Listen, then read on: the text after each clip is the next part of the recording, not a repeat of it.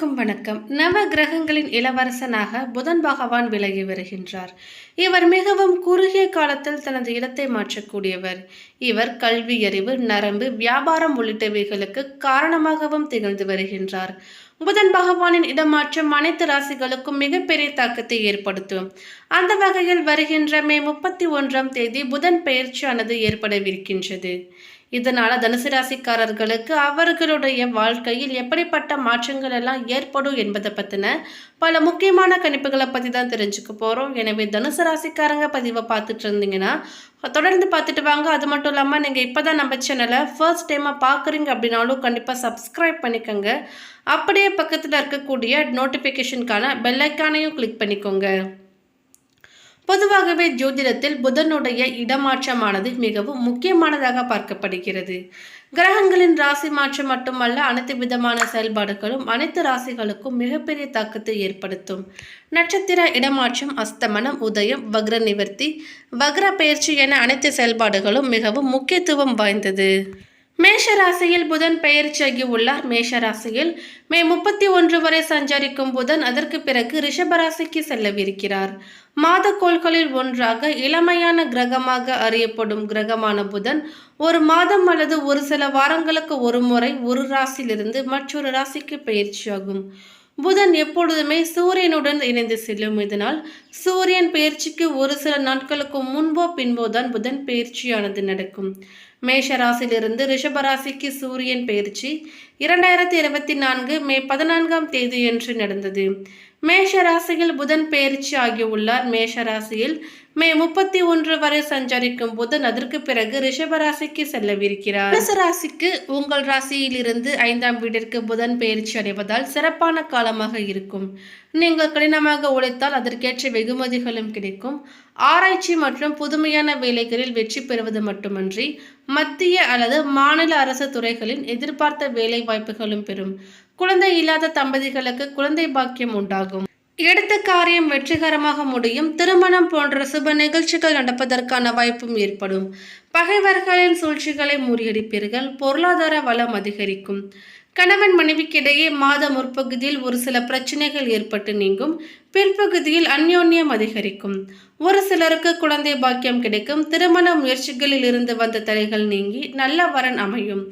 ஆன்மீகத்தில் நாட்டம் அதிகரிக்கும். பணவரவு திருப்தி தருவதாக இருக்கும். புதிய வாகனம் வாங்கலாம். நண்பர்களும் உதவிகரமாக இருப்பார்கள். ஆடம்பரமான பொருட்களையும் வாங்குவீர்கள். உறவினர்களின் வருகையும் அவர்களால் நன்மையும் ஏற்படும். பிள்ளைகள் வழியில் சொத்து சேர்க்கைக்கும் பணவரவுக்கும் வாய்ப்பு இருக்கிறது. வாழ்க்கை துணை வழி உறவினர்களால் குடும்பத்தில் ஒரு சில குழப்பங்கள் ஏற்படும் என்பதால் பொறுமையை கடைபிடிப்பது மிகவும் அவசியம். அரசாங்க காரியங்கள் அனுகூலமாக முடியும். தந்தையின் மூலம் பணவரவுக்கும் வாய்ப்பு இருக்கிறது. அலுவலகத்தில் சிறப்பான வளர்ச்சி காணலாம். சம்பள உயர்வுக்கு தடையில்லை. வேலையின் காரணமாக குடும்பத்தை விட்டு பிரிந்து இருந்த கணவன் மனைவி ஒன்று சேருவார்கள். பதவி உயர்வு இருக்கின்றது. எதிர்பார்த்த இடமாற்றம் கிடைக்கும். தொழிலதிபர்கள் வியாபாரிகளுக்கு அலைச்சல் அதிகரித்தாலும் நல்ல வளர்ச்சியும் பணவரவும் இருக்கும். பங்குதாரர்களும் தக்க சமயத்தில் உதவி செய்வார்கள். ஒரு சில நேரங்களில் முயற்சிகளில் தடைகள் ஏற்படலாம். பெண்களுக்கு பிரச்சனை எதுவும் இல்லாத மாதமாக இருக்கும். தேவையான அளவுக்கு பணம் இருப்பதால் குடும்பத்தை நிர்வகிப்பதில் சிரமம் எதுவும் இருக்காது. வேலைக்கு செல்லக்கூடிய பெண்களுக்கு அலுவலகத்தில் மதிப்பு அதிகரிக்கும். சக ஊழியர்களும் உதவிகரமாக இருப்பார்கள். அடுத்ததாக மூல நட்சத்திரத்தை சேர்ந்தவர்களுக்கு உங்கள் ராசிநாதன் 6ஆம் இடத்தில் சஞ்சரித்தாலும் அவருடைய பார்வைகளால் செய்து வரும் தொழிலில் ஆதாயம், வேலை வாய்ப்பு, புதிய தொழில் தொடங்கும் முயற்சிகளில் வெற்றி, உத்தியோகத்தில் முன்னேற்றம் ஏற்படும். வெளிநாட்டு வர்த்தகத்தில் லாபம் என்ற நற்பலன்கள் உண்டாகும். 3ஆம் இடத்தில் சனி சஞ்சரிப்பதால் தடைப்பட்ட முயற்சிகள் இனி வெற்றியாகும். தைரியமாக செயல்படக்கூடிய நிலை ஏற்படும். அரசியல்வாதிகளுக்கு எதிர்பார்த்த முன்னேற்றம் உண்டாகும். பெண்களுக்கு மாதத்தின் முற்பகுதி சுக்கிரன் சாதகமாக சஞ்சரிப்பதால் பொன் பொருள் சேர்க்கை உண்டாகும். எதிர்பார்த்த பணவரவு வந்து சேரும். குடும்பத்தில் சங்கடங்கள் விலகும். மாணவர்கள் மேற்படிப்பிற்காக மேற்கொள்ளும் முயற்சிகளில் வெற்றி பெறுவீர்கள். அடுத்ததாக பூராடம் நட்சத்திரத்தை சேர்ந்தவர்களுக்கு உங்கள் வாழ்க்கையில் உயர்வினை காணும் மாதமாக இருக்கும்.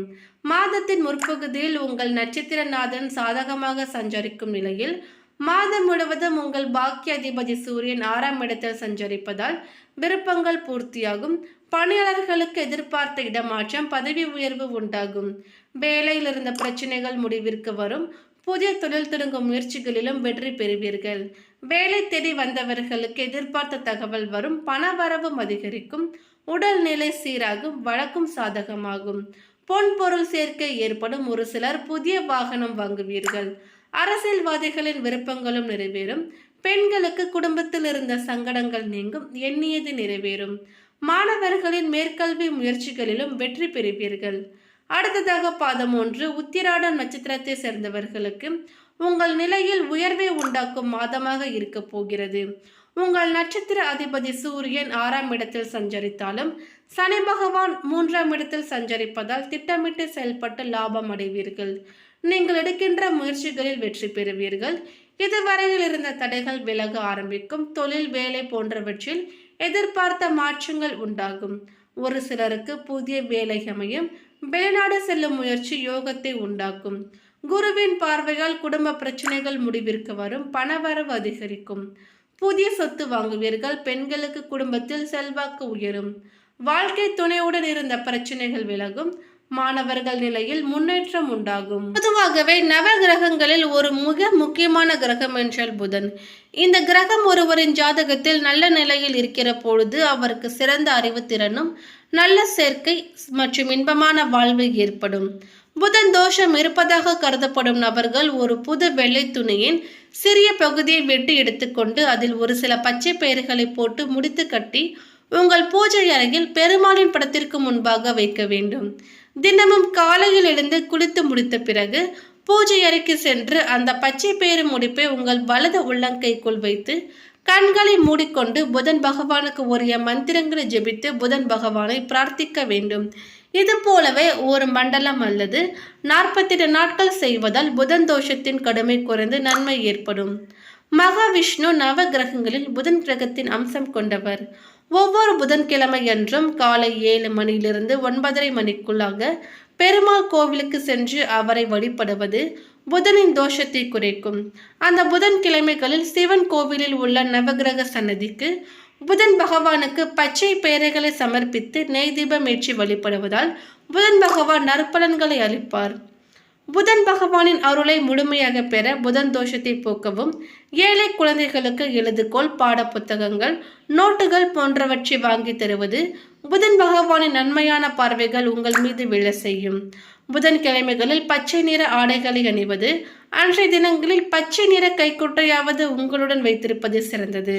புதன் பகவான் புத்தி கூர்மை, தொழிலில் முன்னேற்றம் என வளர்ச்சிக்கு உதவுபவர்.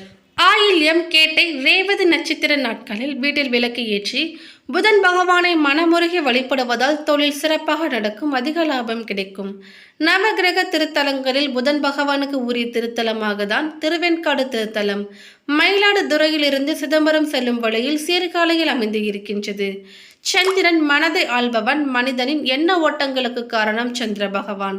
நவகிரகங்களில் சந்திரனுக்கு உரிய தலம் திங்களூர். புதன் என்றாலே புத்தியை கொடுக்கும் தெய்வமாகும். புதன் பகவானை சந்திரனின் மைந்தர் என்பார்கள். இருவரும் திருவேற்காடு திருத்தலத்தில் தவமிருந்து சிவபெருமானின் அருளை பெற்று தங்களது பாவங்களை போக்கிக் கொண்டார்கள். புதன் பகவானுக்கு உரிய கிழமை புதன்கிழமை. உரிய ராசி கன்னி, மிதுனம். புதன் பகவானுக்கு உரிய திசை வடகிழக்கு ஆகும். புதன் பகவானுக்கு உகந்த நிறம் பச்சை. வாகனம் குதிரை. பச்சை பயிரை கொண்டு செய்யப்படும் நெய்வேத்தியம் மிகவும் சிறப்பு தரும். அவருக்கு உகந்த ஆபரணங்கள் மரகதம். புதன் பகவானுக்கு வெண்காந்தல் மலர் கொண்டு அர்ச்சனை செய்வது மிகவும் நல்லது.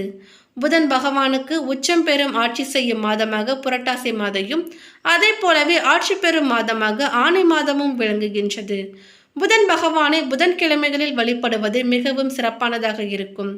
இந்த புதன் ஓரை என்பது புதன்கிழமைகளில் காலை 6 மணி முதல் 7 மணி, மதியம் 1 மணி முதல் 2 மணி, இரவு 8 மணி முதல் 9 மணி நேரத்தில் இருக்கும். இந்த நேரத்தில் வீட்டில் விளக்கு ஏற்றிய புதன் பகவானை மனமுருகி வழிபடுவது என்பது மிக சிறப்பான பலனை நமக்கு பெற்றுக் கொடுக்கும். நவகிரக புதன் பகவானை புதன்கிழமை என்று இல்லாமல் மற்ற நாட்களில் கூட நாம் வழிபடலாம். மேலும் இந்த தகவல் உங்களுக்கு பிடித்திருந்தால் லைக் பண்ணுங்க, ஷேர் பண்ணுங்க. இது போன்ற பல சுவாரஸ்யமான கணிப்புகளை நீங்க தெரிஞ்சுக்கணும்னா எங்க சேனலை சப்ஸ்கிரைப் பண்ணிடுங்க. மேலும் நோட்டிபிகேஷனுக்கான பெல் ஐக்கானையும் கிளிக் பண்ணிக்கோங்க. தேங்க்யூ.